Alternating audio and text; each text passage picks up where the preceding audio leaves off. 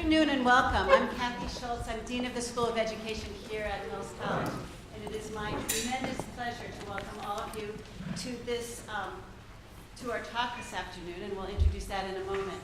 Our talk, Quality Public Education as a Civil Rights Project, is the first in the initial event in our year-long series that is called Preparing Educators and Youth in a World of Economic Injustice.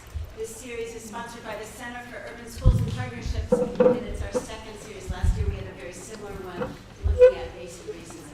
So we welcome you to this afternoon, and we hope to stay in touch with you and continue very important conversations that we begin today across the year. I'm just going to very quickly thank our co-sponsors and partners, which include the Office of the Provost, the Diversity and Social Justice Center, who deserves a special shout out for the food that we Ethnic Studies Department and the Black Women's Collective here on Mills campus, our community partners that include the Office of Mayor Jean Kwan and the National Equity Project. We want to acknowledge and thank Mike Miller, I don't see him, but he was here, who carefully, thoughtfully coordinated New York. Mr. Moses has visited the Bay Area, without whom none of this would be possible. To Ingrid Sayer-Ochi, who organized this event and probably knows each one of you, and Rachel Lefkowitz, who helped every bit of the way, and the many, many other partners who are here in this room and who have worked with us in the past and we expect to work in solidarity with us in the future. This is, like all of Mr. Moses' work, a truly community endeavor and the result of the work of hands and hearts. So welcome to everyone. Just a very quick note about the format of our program this afternoon. After I finish, our President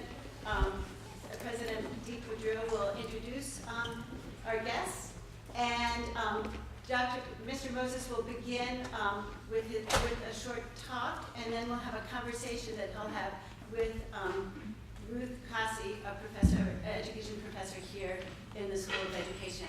Afterwards, there'll be time for a question and answer dialogue, and that will go till about 5:30. We'll have a little bit of informal time, and that will be the afternoon. So welcome to all of you, and we look forward to the conversation. And I'd like to welcome President Dee Quadrille, our lovely president, whose commitment to the community began the first day she stepped on the Mills campus. So thank you. Thank you, Kathy, and I'd like to add my welcome to Kathy's. It's good to see all of you here this afternoon. It is truly an honor and a privilege to welcome Mr. Bob Moses to the Mills College campus. For over 5 decades, Bob Moses has dedicated his life and his work to the advancement of educational, social, economic, and racial justice. Mr. Moses began voter registration work in 1961 in Mississippi, the bastion of Southern racism where few African Americans were registered to vote. Building on that early voter registration work, Mr. Moses went on to become a pivotal organizer for the Civil Rights Movement, first as a field secretary for the Student Nonviolent Coordinating Committee, and later as director of that committee's Mississippi Summer Project in 1964. He was a driving force behind the Mississippi Summer Project, organizing the Mississippi Freedom Democratic Party, which challenged the Mississippi regulars at the Democratic Convention. That summer, under Bob Moses' leadership, almost 1,000 Northern students traveled to Mississippi to work on freedom schools, community centers, voter registration, and the Mississippi Freedom Democratic Party Convention Challenge. Mr. Moses went on to work for the Ministry of Education in Tanzania, where he was chairperson of the math department at the Same School. He returned to the United States in 1976 to continue doctoral studies of philosophy at Harvard University. He's a MacArthur Foundation Genius Fellow from 1982 to 87. He used his fellowship to develop the concept for the now world-renowned Algebra project.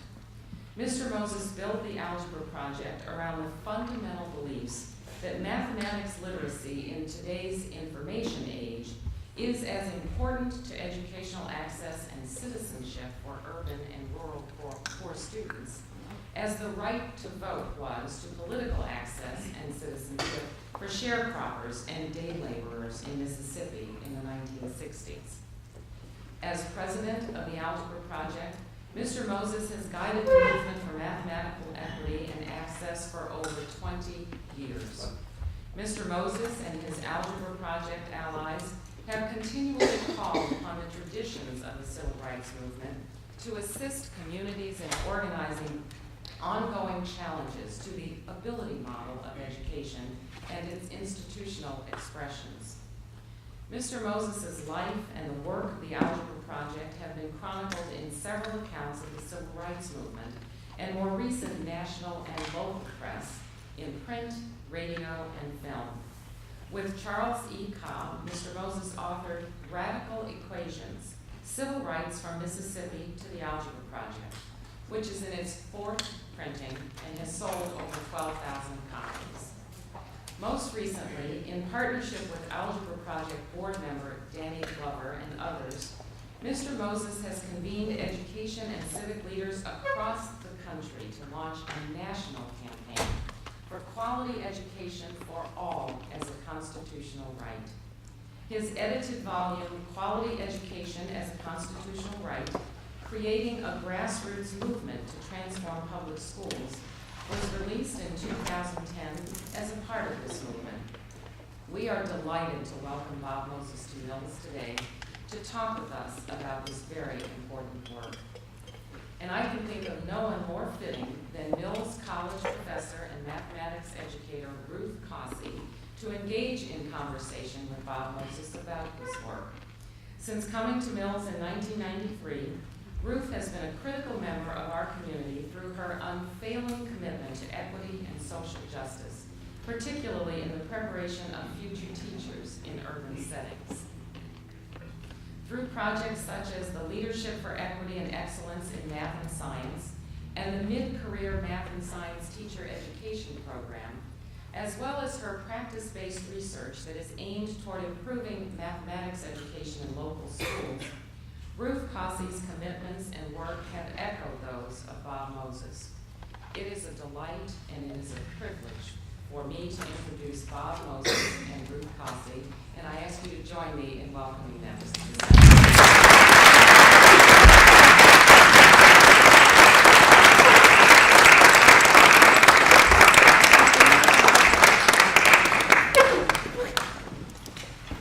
So Bob, I'm hoping you'll get us started with some opening remarks. Testing. But your mic's not on, so I get to hold the conversation. So how's everybody? You have your Constitution? Yes. You have some extras? So I actually want to talk to you about our Constitution. What I'd like to do is have you say with me the preamble. I will say it and then we can repeat it, so you have to worry. And I'm going to ask you when we finish, not what it says, but what does it do?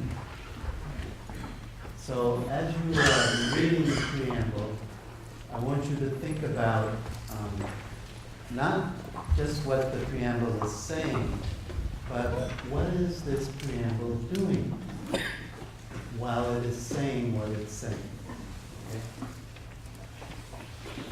We, the people of the United States, We the people of the United States, in order to form a more perfect union, in order to form a more perfect union, establish justice, establish justice, ensure domestic tranquility, ensure domestic tranquility, provide for the common defense, provide for the common defense, promote the general welfare, promote the general welfare, and secure the blessings of liberty secure the blessings of liberty to ourselves and our posterity, to ourselves and our posterity, do ordain and establish to ordain and establish this Constitution for the United States of America. for the United States of America. So I'd like to hear from somebody, what is this doing as opposed to what it's saying?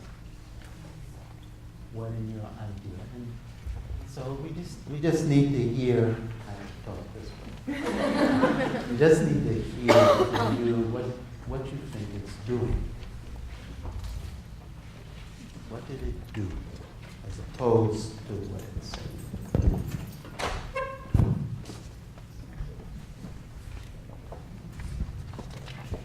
This is called wait time.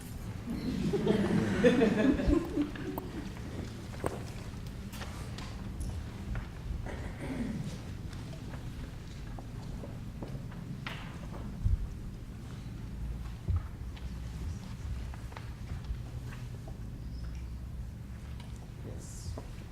So, if you don't mind, when you speak, just stand up, face the people, talk, say who you are. Hi, I'm Karen. I'm an undergrad senior. What it's doing is setting up a framework for providing for everyone in the country. Okay. We just want people's ideas about what this preamble is. So we have an idea here that is setting up a framework for everybody in the country. It's kind of hard for me to stand up because my leg's broken and I'm in a small space. But my name's Shauna, and I think that what they're doing is setting an intention for the document that that's gonna follow. Okay. It's setting an intention for the document. Yeah. Okay. Anybody else? Yes. Well, I think they hope it would outlive them and don't. Set up and say who you are. No, I work in the education department. I think the founders hoped that the document would outlive them, and naturally people would forget who they were individually, but this would be a reminder of what their intentions were in making this after they're gone. Could you say that again? What it is you think it's doing? They put it in, my idea is that they put it in to say what kind of mood they were in and what their intentions were in writing this document, since they wouldn't be able to go through history and defend it.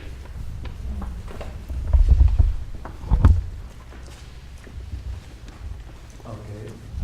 Hi, I'm Courtney. I'm not affiliated with Mills. I'm a USD teacher. It seems like by stating their intentions or some values or guidelines, they're expressing the goals of what's already in there and whatever might be put in there in the future. It establishes a purpose. Okay. So what's striking to me is that all of the responses about what it was doing focused on the intention of the article, right? As opposed to the extension of the article. And so part of what, when I'm thinking about the Constitution and thinking about this preamble, I'm thinking that what it is doing is setting up a class of people called we the people. Right? And it's beginning this long journey of that the country has struggled with and is still struggling with, which is, well, who exactly are the constitutional people in this country? And then there is the question which everyone is talking about what it's doing, which is, what does it mean to be a constitutional person? Right?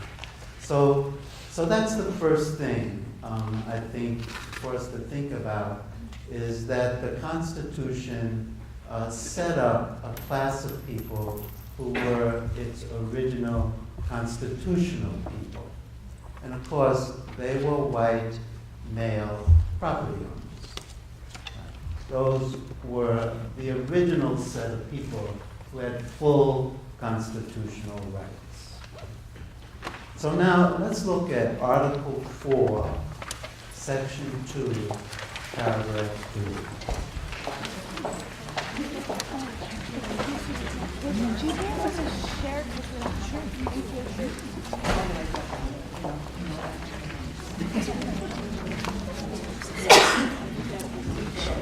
And again, I won't ask us to read this together. I will read it, and those of you who have copies can read it with me.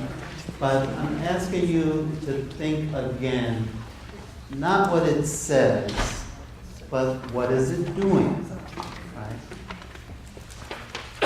It says, no person held to service or labor in one state under the laws thereof, escaping into another, shall, in consequence of any law or regulation therein, be discharged from such service or labor, but shall be delivered up on claim of the party to whom such service or labor may be due.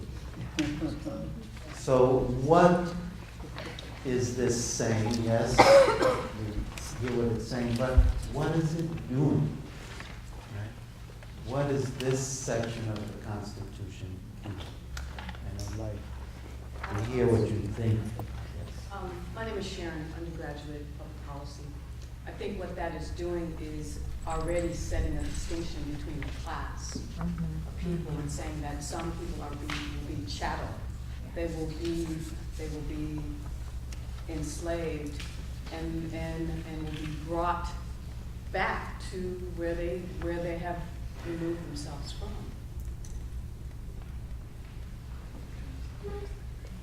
Word that comes to mind, I'm Your Carol, name? I'm a science teacher in Algebra.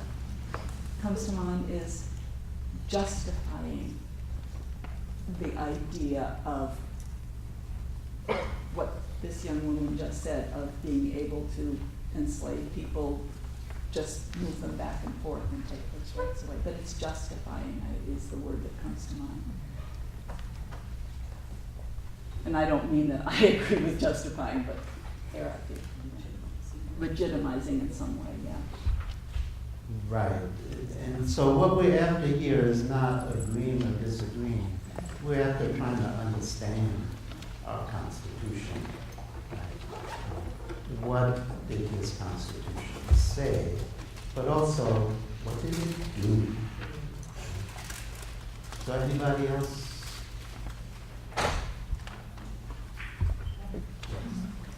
My name is Sharon. I teach in the Oakland Public Schools. Having not read this probably, I am shocked that in this day and age that we allow this to continue to be in here. I don't understand why people aren't saying, let's take out that paragraph, it doesn't pertain to today. Let's take this out, it doesn't pertain to 3/5.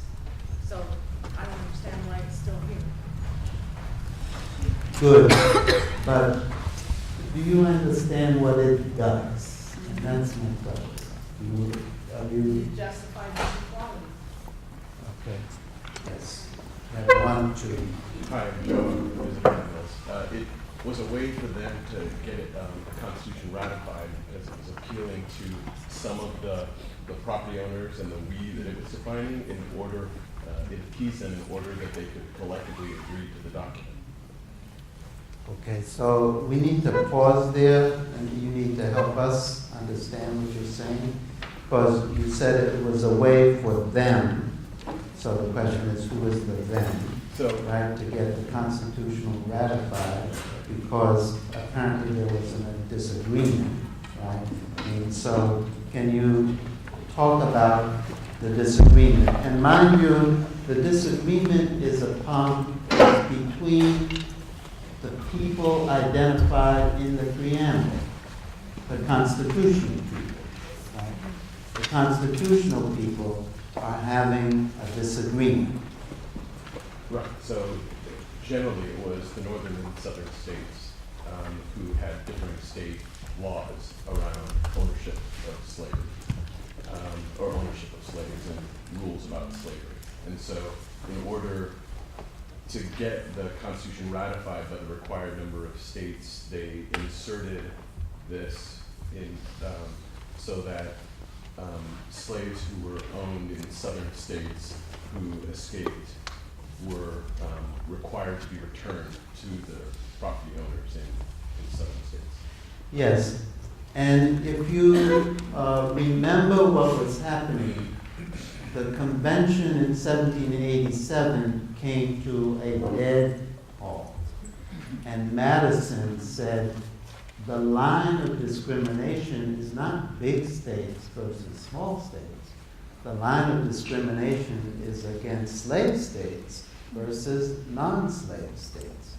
And people left the convention and went to the Congress in New York, right, where they established the Northwest Ordinance, right? And the Northwest Ordinance said where the line of discrimination should be, namely the Ohio River, right?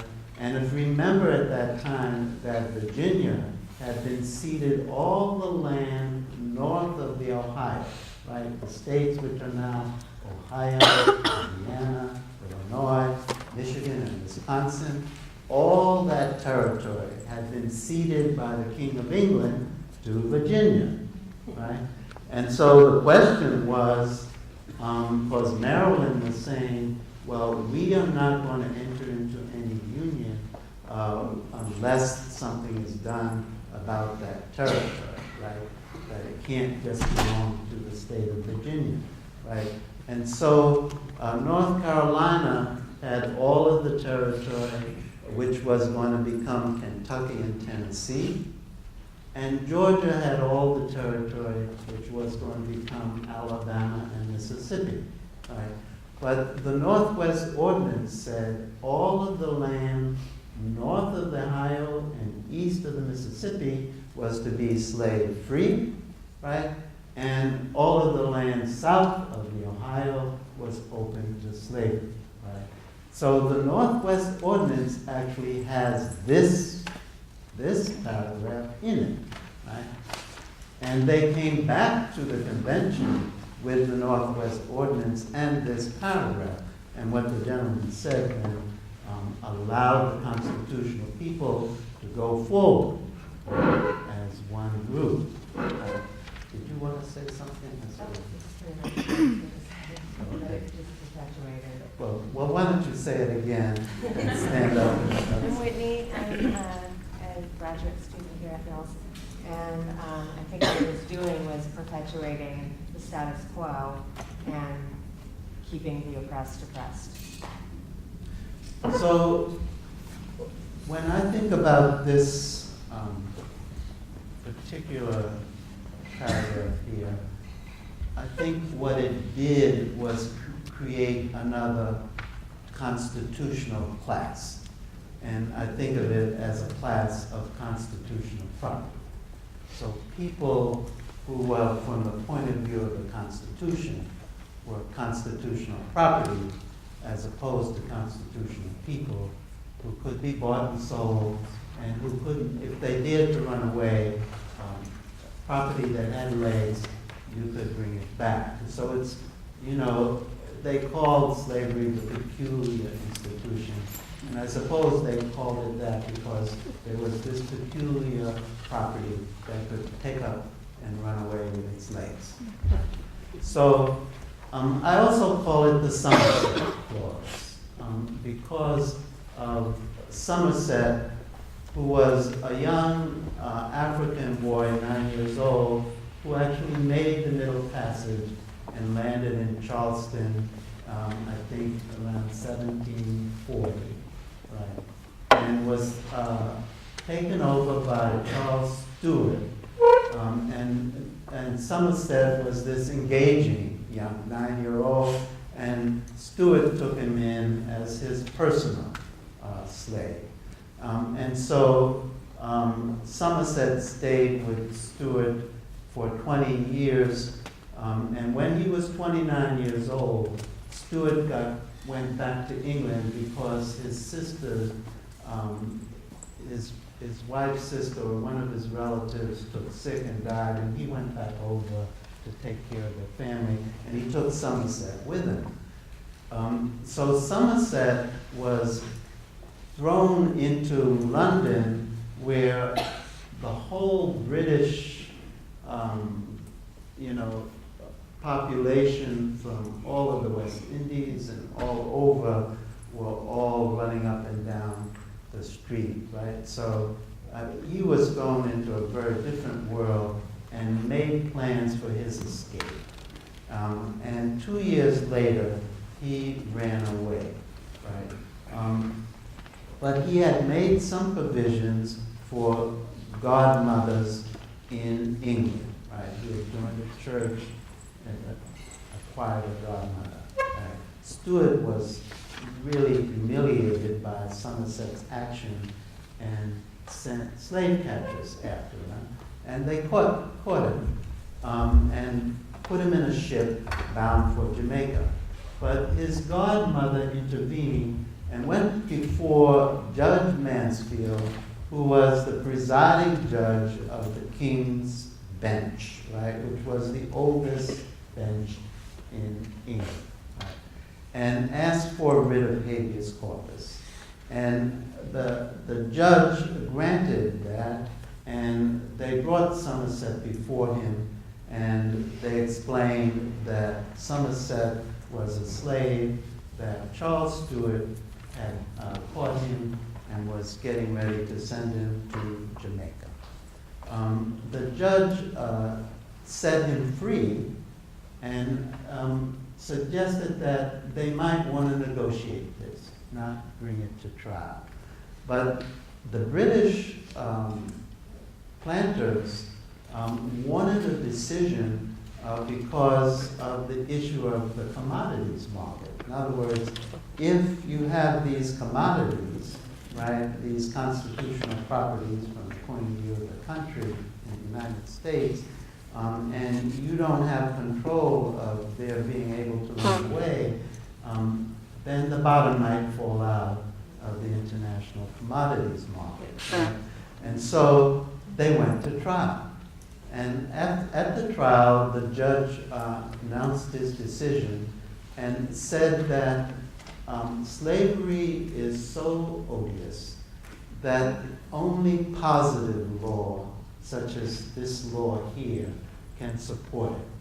But common law, the law that peoples evolve, cannot support slavery, and set Somerset free. Now, this happened before the Revolution, right? And if you read about what was going on before the Revolution, then you can read about notices of slaves who have run away, the owners saying, we think they might be bound for England because of what they have heard about the Somerset case, right? So there was a whole movement within the colonies around this issue. So this raises the question I want to raise with you about our Constitution and about the story we have in our heads about the Constitution, and our country, because I've been trying to piece together my own story about it. And so I have three different versions of the story. One is a version, well, here's the Constitution with constitutional people, and the story is the fight for liberty and freedom, and the underlying narrative, the script, is that these were people who valued freedom, right? The other story is, well, here's a slave nation, and here are people who really, above all else, don't want to live in this country if they cannot live with their slaves, right? And the underlying script here is that we are a superior people, white people, and African black people So that's a second, these are two opposites. And then there's a third script is, well, this country is the marriage of these two scripts. Right? We have a marriage between freedom and slavery. Right? And it's a difficult marriage. Right? But we're going to, this is the only way we can do it. Right? If we decide that we are going to marry, right, slave states on one hand, non-slave states on the other.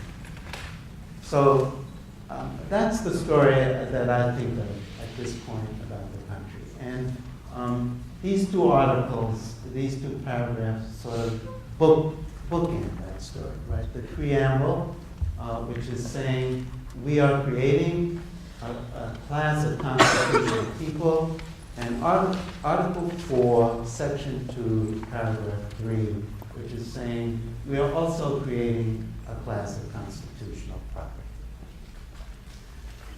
So that story lasts for about 3/4 of a century. I think it lasts until 1875. And in the 1850s, a Somerset by the name of Dred Scott, right, runs away, and the country is faced with this problem again, and the Supreme Court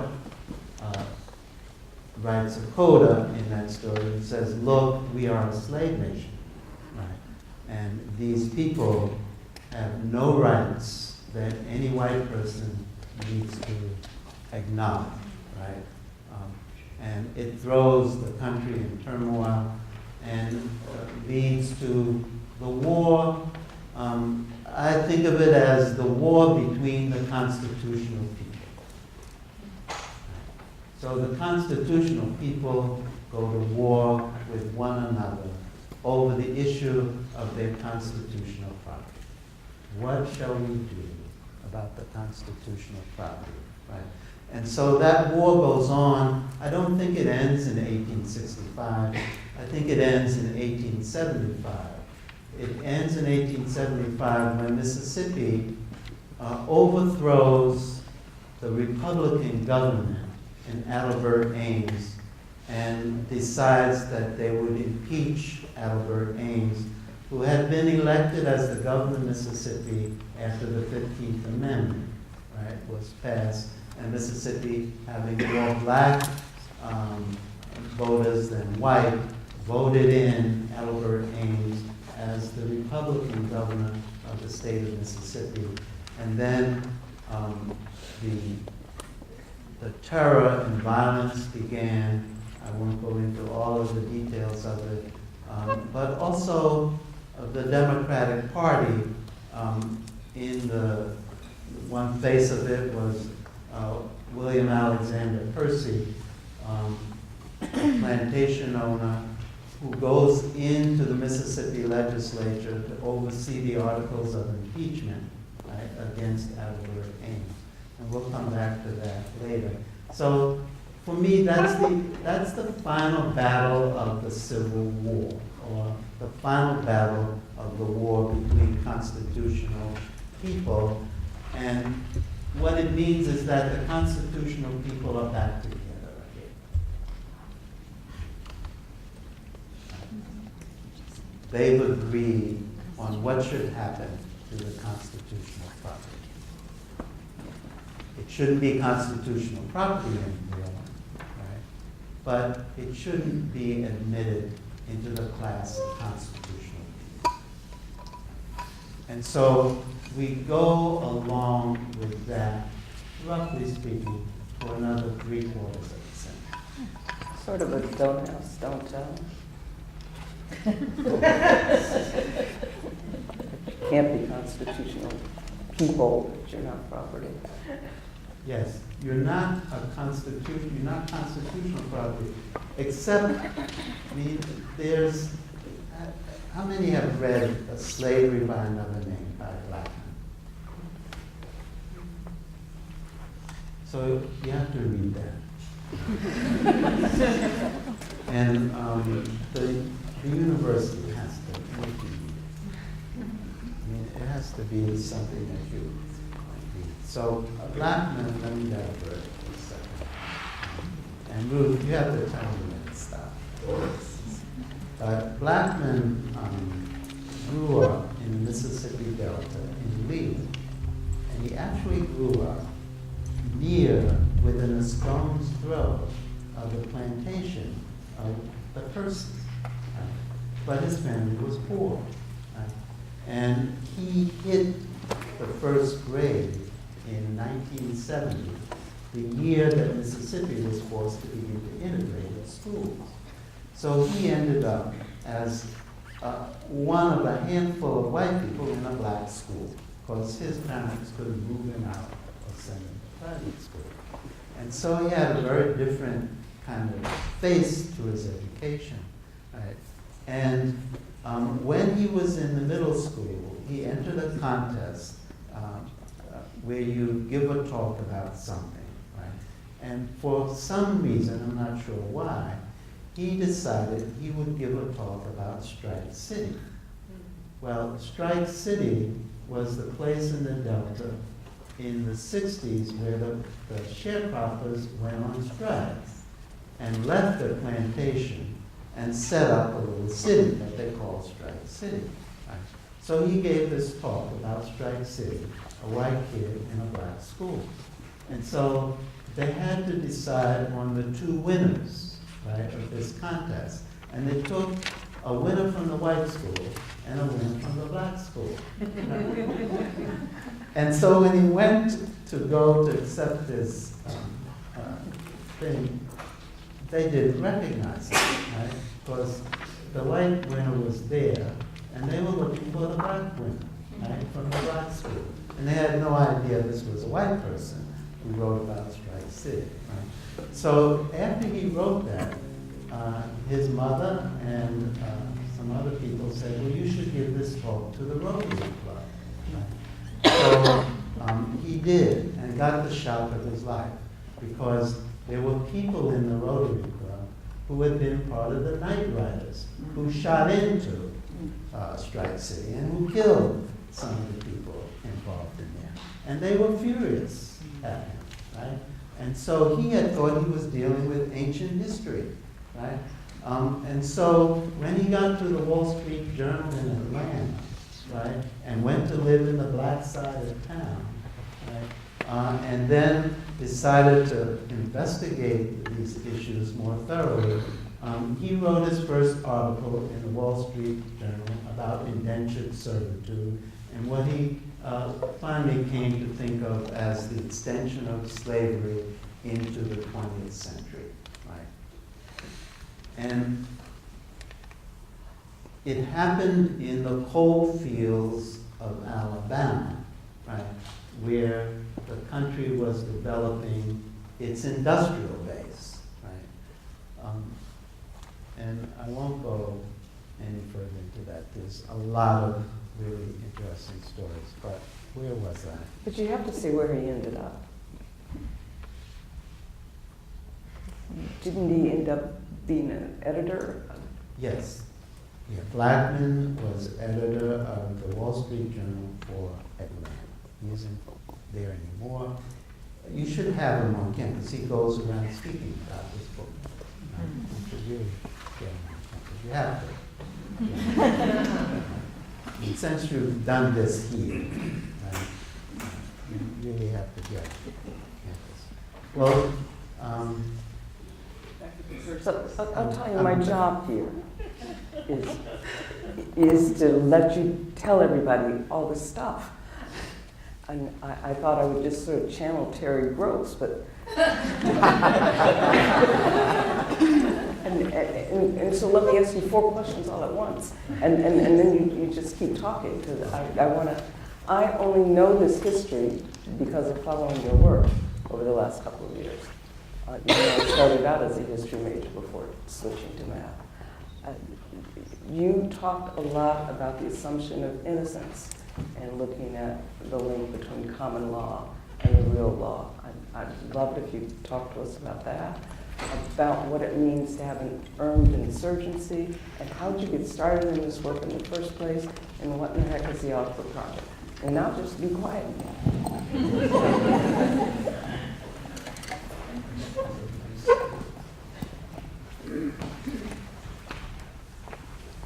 Except heckle.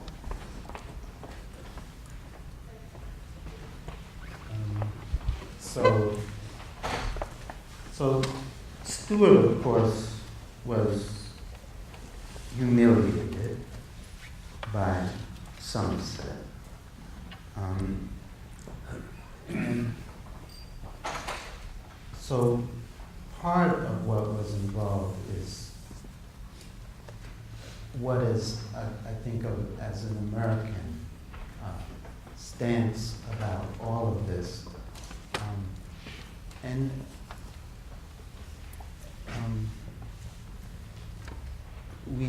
we saw it with the war in Iraq. That is, we needed to have Saddam Hussein be the possessor and really potential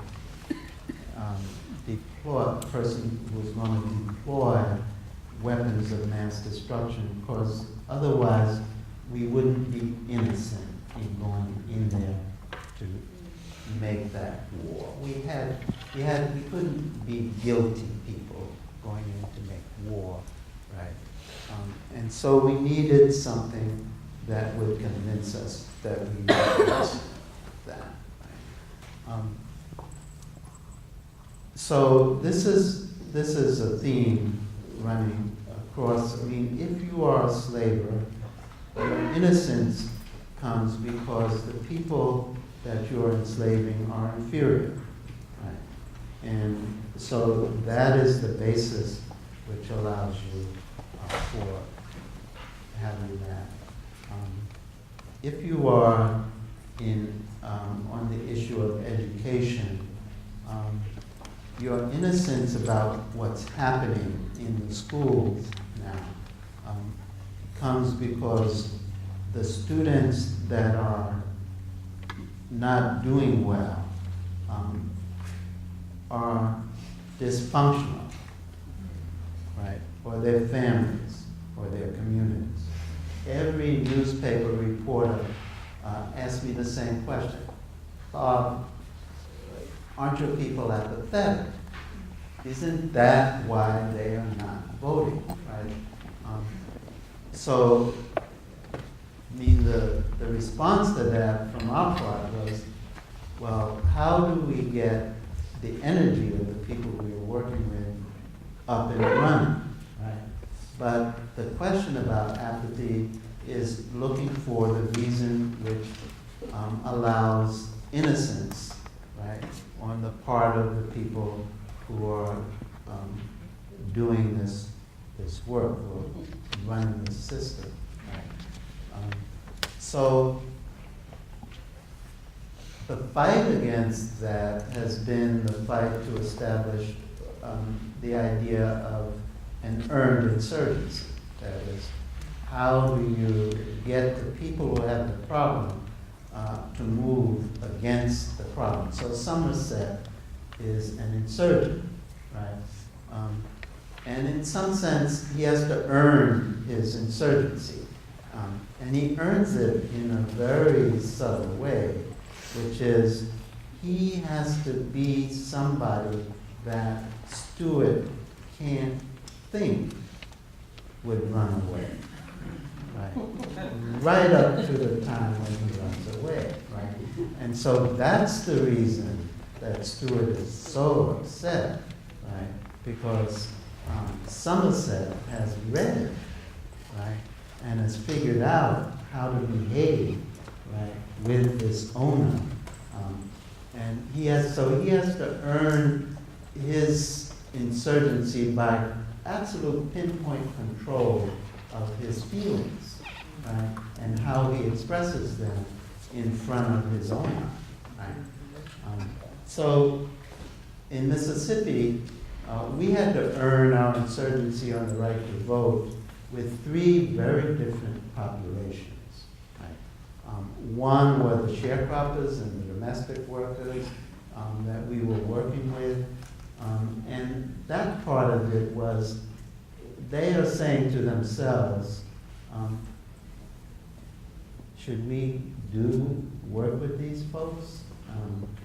It's really crazy in some sense and dangerous. Why should we trust them? Right? And so the only way we actually, I think, earned that was that we had to go out and get knocked down, right, and stand back up. And we had to do that enough times so that they could understand that, well, these are people who understand what we are up against. And so these are people that we might work with to try to see if we can't move this, get this monkey off our back. Right? We also had to earn it with the Justice Department. So in 1957, Eisenhower is president, and the country passes its first civil rights bill since Reconstruction. It is passing a bill that is saying a professor at Tuskegee should be able to vote. In other words, the people who have been deprived the right to vote, who qualify under anybody's standards, should be allowed the right to vote. But it's also saying anybody who tries to stop them from the state government is not permitted to do that. And anybody who is helping somebody try to register to vote can't be interfered with by the state. The state can't lock them up. Right? So the Justice Department switched, right, from the person Eisenhower put in there, who was a Princeton graduate, and who called another Princeton graduate, John Doerr, before the Kennedy administration came in, 1960, right, and asked John if he would join this. And of course, people wondered, why are you joining something that is about to become switched over, right, in terms of the president? The point is, Burke Marshall and John Doerr, Bobby Kennedy, nothing required them to release us from jail when we were arrested. So time and again, Mississippi locked us up, but they couldn't throw the key away, right? So because that, what I came to think of as a little piece of legal crawl space, was where we could, it gave us the actual, it gave us the space to actually work, to organize, right? And the way you can think about it is that the Freedom Rides were the penetration of the sit-in movement into Mississippi, but the Freedom Riders, when they set up direct action to continue it, there was no space for them to do it, right? And they were faced with, are you ready to do the Nelson Mandela? Are you ready to stay in jail for years on end, right? That's what they were faced with, right? But the third group that we had to earn were people like yourselves. In other words, we called on roughly about 800 college students from around the country and said, come, join us in this work here in Mississippi. And so the question was, well, what had we done which earned the right to call on the nation to come take a look close up at Mississippi, right? And so we had to earn that right? So this issue of an earned insurgency in our country is really what we're up against now with the question of the issue of mathematics and education. What we are doing is saying that, well, Andrew Hacker had an article in the New York Times. How many people out there? Anybody read it? Yes. Right. So, anyway, he said, algebra is a gatekeeper. We don't need it. Right? So, the Algebra project is saying just the opposite. Algebra is a highway. We need to walk it. Right? And we're saying that for the kids who are at the bottom, right? The kids for whom school is not working. We're saying that, look, we have worked for the last quarter of a century here trying to figure out what to teach and how to teach it so you can get on this highway and walk into the 21st century with it. Right? But you have to earn it. Right? But the earning of it is very different from the earning of that went on in the 60s because, and the shift you have to think of as a shift from industrial technology to information age technology. So a shift from work that can be mechanized, right, to thoughts that need to be organized, right? And so technology which is not dealing with your physical labor and figuring out machines to mechanize that, but a technology which is dealing with what you think about and helping you to organize in different ways, right? And hook up in different ways with what you think about. So that shift brought also an additional literacy on the table, which is quantitative literacy.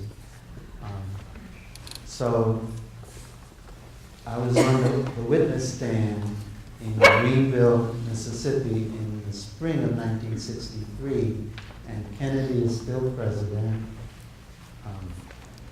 Bobby Kennedy is the Attorney General, Burke Marshall is the Assistant Attorney General for Civil Rights, and John Doerr was my lawyer. And we had been arrested, Stig had been arrested in Greenwood for taking hundreds of sharecroppers down to register. And Burke had our cases removed to the federal courts. So the judge, Judge Clayton, leans over. The room is packed with sharecroppers. We have bussed them over. And asks, why are you taking illiterates down to register to vote? So sharecropper illiteracy, this was the subtext of the right to vote. James Bryan Conant, president of Harvard from 1933 to 1953. And Conant is caught in a moment like the country is now, right? People are dissatisfied with the elites who are running the country, and even to the issue of who's running Harvard, and they decide they're going to get a different type of president at Harvard, not the WASP elite, but they go for a chemistry professor. Right? Conant comes in and is disgusted with what he sees and decides he needs public school students to go to Harvard. But he has no way to get them there, right? Because the exam to get in Harvard, run by the College Board, is based on the private schools exam, right? There's an agreement between the Ivy Leagues and the private schools. Right? So he sets up, he has Henry Chauncey, who's his dean, to look for an instrument that can be used for public school students. And they finally settle on the SAT, right? Which had been developed back around World War I, right? As a way of measuring the first, right, soldiers, right, coming in. So Conant's first Harvard Harvard class of national scholars based on the SAT hits Harvard in 1934, and all the Ivy League schools then begin to use it to get public school students in. And after World War II, Conant sets up ETS, the Educational Testing Service, right? And he's concerned, right, though, about one thing that really he's not quite sure what happened and what's going on.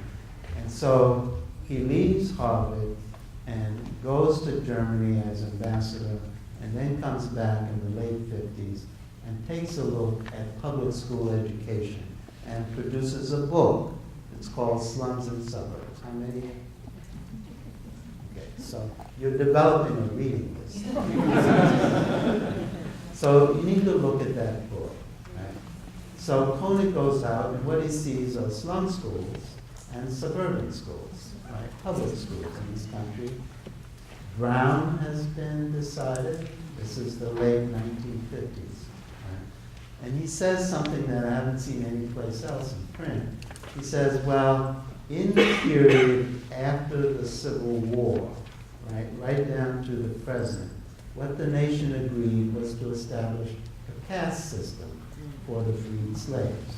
Right? He's a little more generous than black men. Right?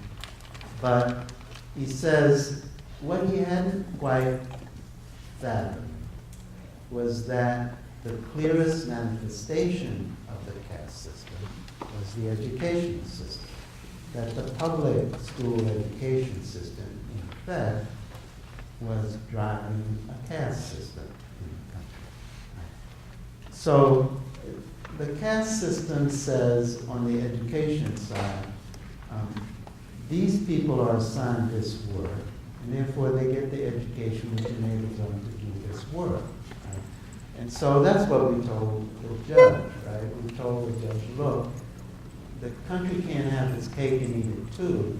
It can't have set up a system through its politics to keep people illiterate, and then turn around and say, because you're illiterate, you can't do politics. Right? So we won that battle, right? And I could go back and talk about how we won it. But let's move forward and talk about what happened around the Constitution and the issue of this educational caste. Right? So we had Brown, but then in 1968, about 400 Mexican-American students in San Antonio walked out and marched of their high school and marched on the school board. Right? And their mothers got together and went to court. It went up through the federal system and landed at the Supreme Court and was decided in 1971. Rodriguez? Rodriguez? So, on your reading list, Rodriguez versus San Antonio. Right? You have to look at that. Powell was Chief Justice. I think he wrote the decision. And what he said was that, look, you can't come into the federal court system for relief because there's no substantive constitutional right to an education. And the operative word is substantive. There's nothing in the Constitution which requires the courts to provide equity around the education of the students. Right? And so that unleashed a wave of state-based equity suits, right? So there are 45 suits in 45 states all around the country at this point.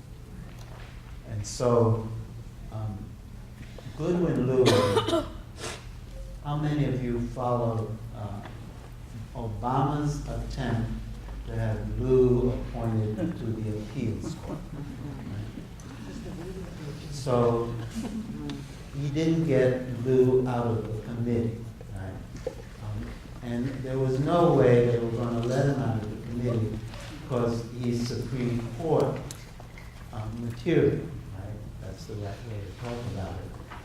And so they didn't want someone up on the appeals court who might eventually get up on the Supreme Court, right, and challenge Roberts and Alito in that. Your governor then put him on the Supreme Court of California. So Goodwin Liu is currently sitting on the Supreme Court. Well, he has 3 articles that he wrote.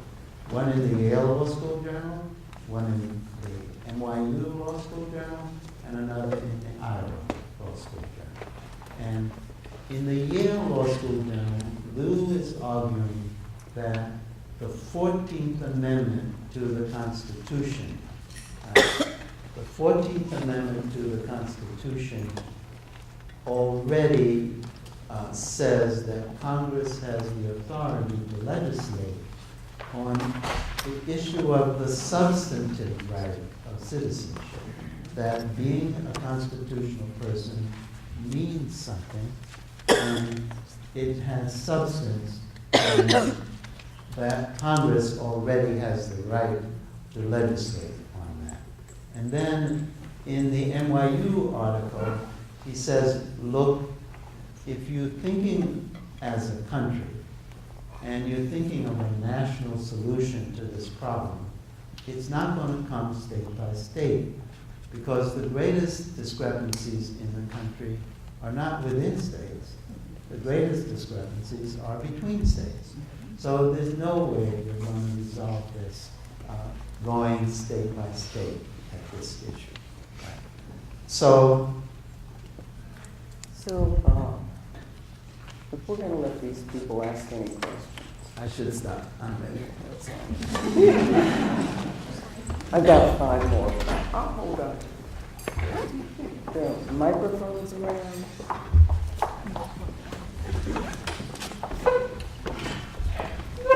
But they don't have any questions. Anybody with a question?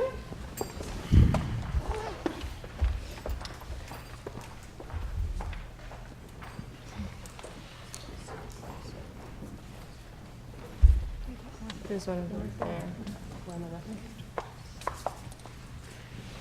Hello, my name is Jan Walker, and I'm a graduate student, and my interest is African American males in mathematics studies. And my question is, how do you keep moving yourself forward in doing the work? Because obviously you haven't stopped. And how do you just keep yourself moving forward?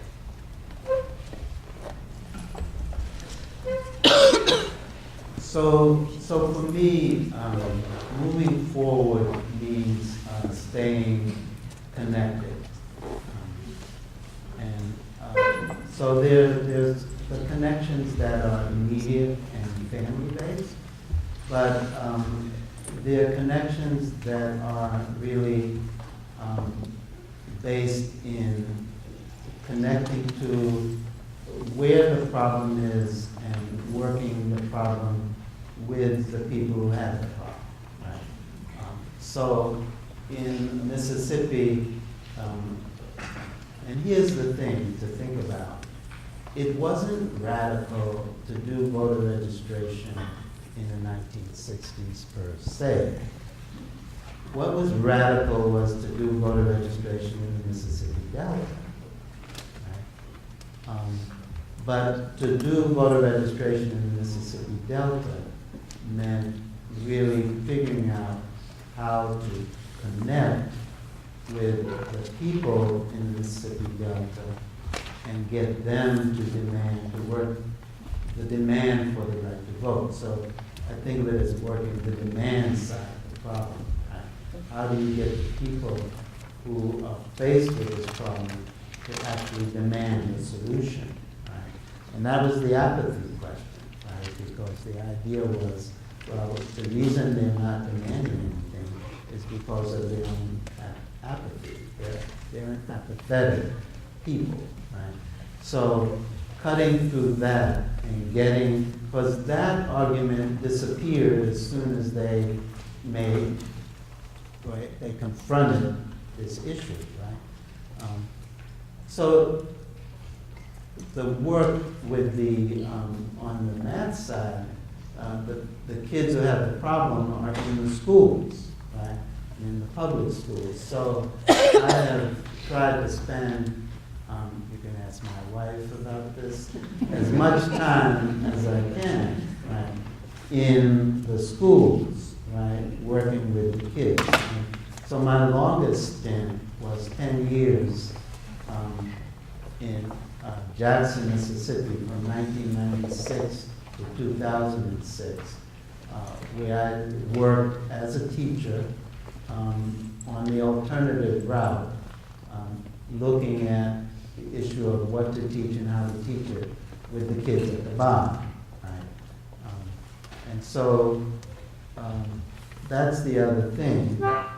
Doing algebra per se isn't radical. Making algebra a highway for the kids at the bottom, right? To move into the 21st century and stand, right? And be part of the constitutional people of the country is, right? And so, so that's the movement. It's not so much forward as down, right? It's down into where the problem is, right? And working to get those people, right, who have the problem moving, right? Of course, the country is not going to change if the people who have the problem don't move and demand a solution. There's no change going to come about a problem. I mean, because basically we're dealing with the same problem of this marriage. We're dealing with the legacy of the marriage, right? You know, there was a no-fault divorce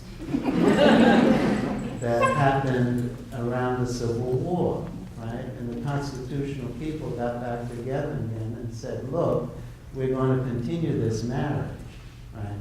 And this is how we're going to arrange it, right? And there's no fault here, right, on this side or that side. And we're going to go forward, right? And here we are, right?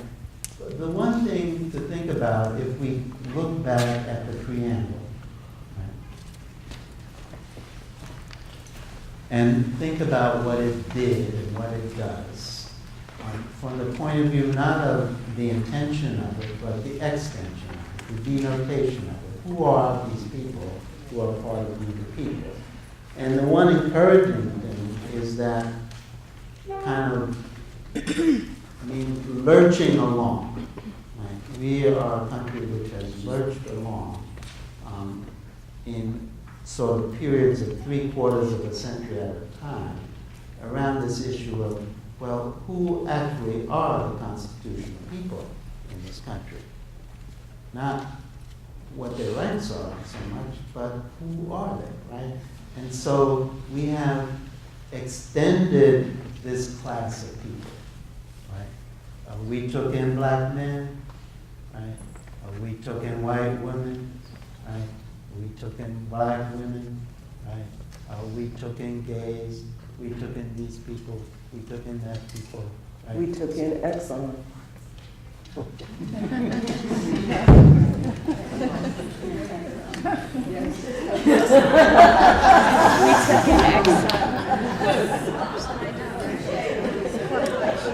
I retired at that. You need to keep going. But we did not take in children. The good point, right? And this is the issue about quality constitutional right? Are we going to say as a country that the children of the country are constitutional people? And let me ask you a question, because the Roberts Court, and Roberts sort of took over as court, right, on this issue of health care. Right? And my question is, did he open a door, right? Because he said Congress has the right to tax for the general welfare, right? And the general welfare in that case was health. Well, is education part of the general welfare, right?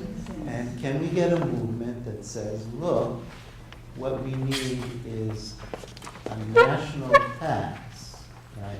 So we can educate all the children in the country so they can be citizens in the 21st century, right? So that's a question. Go ahead. I'm Janice Kwan. I'm a middle school math teacher in Alameda. And since you say that algebra is the highway to quantitative literacy, how do we, what is the most concrete aspect that's the most critical for moving kids, Latino, Black, English language learners onto the highway so they can move forward? So let me just say the piece of that problem that we have worked really hard at for the last quarter of the century, which is the piece which says what to teach and how to teach it so that the students become the players in the mathematics classroom, not the spectators. Right? And so how do the teachers, who are now the players, become comfortable with another role in terms of a sports analogy, that they don't go out and play the basketball game or the football game or do the concert, right? So how do they now become coaches, right, who are helping these kids learn how to play, right?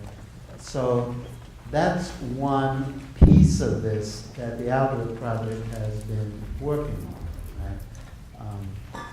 And the other piece that we've been looking at is that you have another shot at these students when they hit high school because of peer culture. So if you can work with them to get their peer culture to work, to get the peer culture to think that, you know what, we are also people who do math, right? And we are people who preach math to each other and figure out how we use our culture to push us forward with math.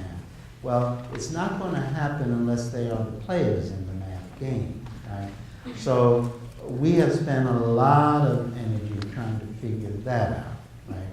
And so we have a set of materials which are designed to help do that, right? They're not teacher-proof materials, right? They are teacher-embedded materials. I mean, they require teachers who want to enter into this game in that way. Of course, Ruth can say a lot more about that. So that's just a piece of it, though. It doesn't get them onto the highway because there are all these buildings, right, called schools. They are blocking the highway.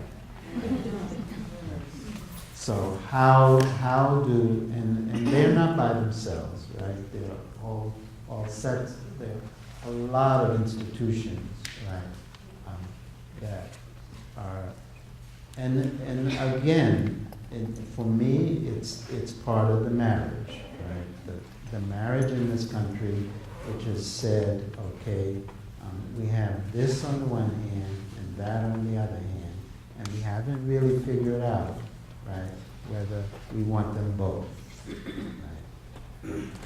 And we're all members of that institution, so it seems like you're also giving us our marching orders about the work that we have to do. But this young man has had a mic for a while. Antonio, law student, Santa Clara University. I was just wondering, as a person, as part of the catalyst of the civil rights change in the 60s, and someone steeped in American history, what steps do you see necessary to get education equality in urban areas? So one question, and it's a question for you guys here, and are we mature enough as a society? Have we evolved enough as a country so we can have an honest conversation about that issue? Right? That's a question, right? Because without that honest conversation, we are not getting to first base. Right? we're not going to sneak up on anybody. So can we have forums where we actually have honest conversations about, well, who we are as a country, where we have gotten to, and where we need to go around this issue of, and I'm trying to look for language which doesn't turn people off the minute you say it, right? So the issue of, well, who are the constitutional people and how have they evolved, right? And where are we going to, how are we going to expand?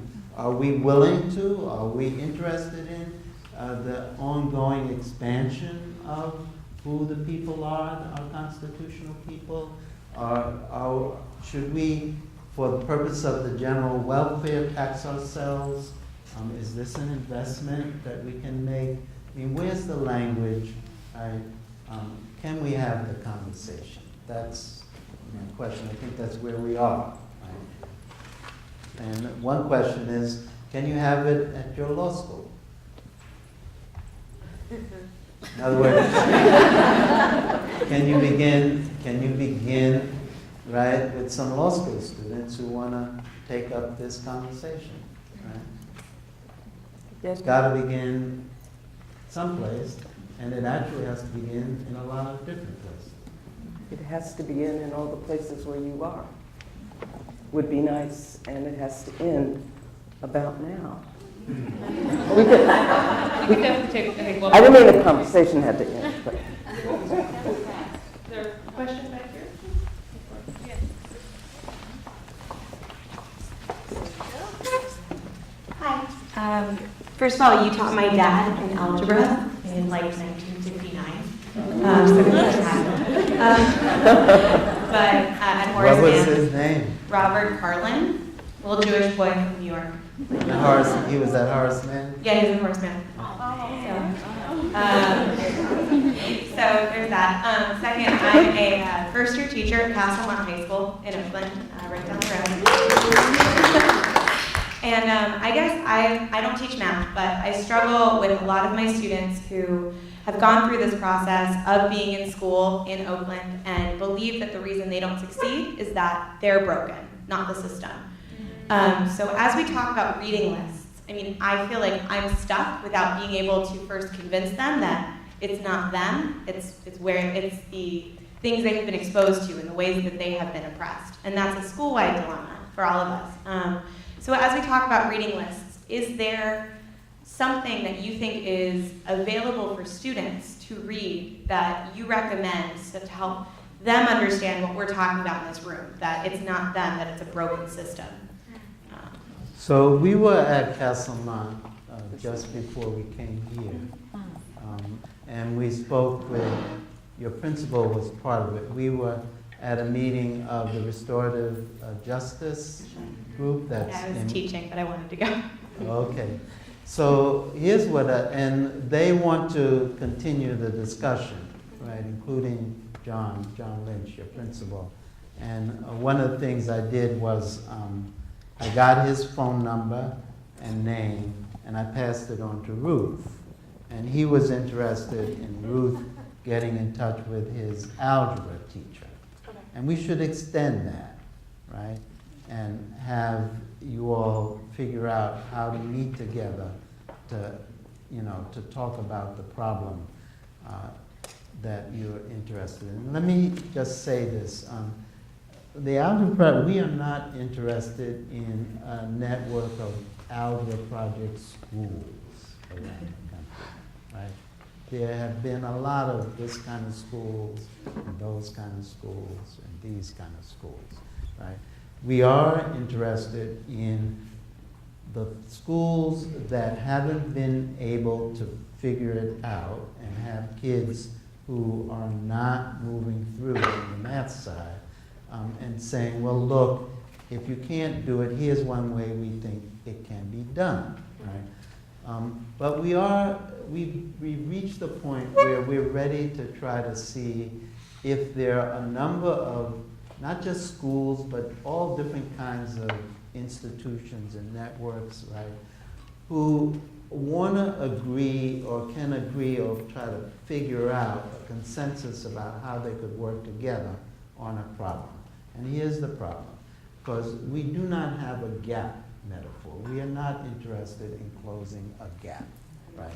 What we are interested in is a floor, right, or a platform. So our metaphor is in the Algebra project, the kids who enter in the project at the 9th grade should establish at the 12th grade a platform or floor on the math side which allows them to take college math for college credit.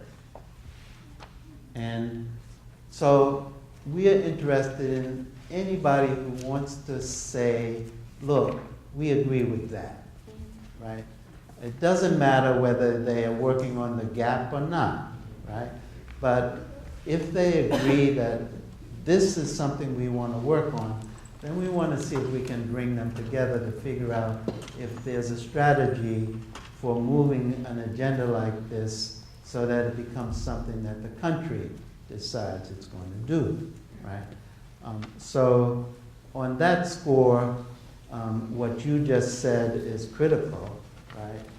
In terms of the kids, not just on the math, but on their language arts or whatever, right? So that's my answer to your question.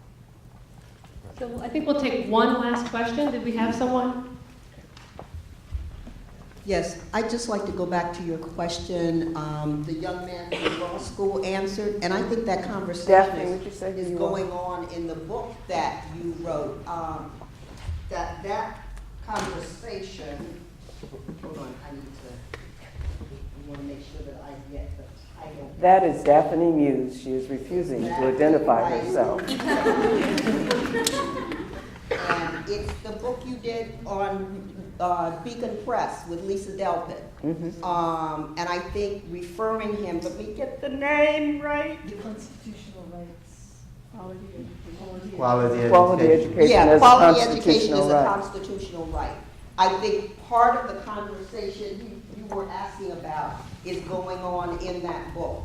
So I would recommend that not only for you, young man, but for other people in the audience who want to engage in that conversation. Right. And The Miseducation of the Negro by Carter G. Woodson. So our reading list is. Could I add a video list? One tiny thing. The Mathematical Reasoning Science Institute, MSRI, put on a conference a couple of years ago, Floor, Not a Ceiling. And in that conference, there's video clips, so you can Google it. And Bob Moses presents some arguments, but also Gordon Liu presents a couple of his papers that have been referred to. And Carlos Cabanas is star bringing his kids in to sort of show what that might look like. So, Mathematical Sciences Reasoning Institute, MSRI. I think of it as misery, but they don't like that. So I know that we want people to have time to be able to talk to Bob Moses kind of one-on-one, so we're going to close here, and I'm really honored to introduce the members from the Mills Black Women's Collective to help us formally close out officially the event.